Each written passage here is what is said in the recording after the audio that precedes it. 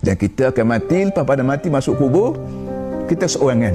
Tak ada, entah ke mana duit, entah ke mana pangkat, entah ke mana aset, entah ke mana harta. Habis tak ada. Kita sebatang kara. Yang ada pada kita amal.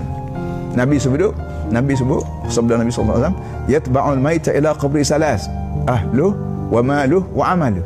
Bila orang mati pergi kubur dia 3 perkara. 2 perkara balik terus ke rumah, 1 perkara sama dengan mayat. Yang pertamanya anak buah kita pergi kubur, semua anak cucu semua pergi kubur. 1. Yang kedua harta kita. Orang ada motorcar pergi bawa pergi keluarga ke kubur. Bawa anak, ada motosikal bawa motosikal pergi ke kubur. Satu lagi, 3nya amalan kita.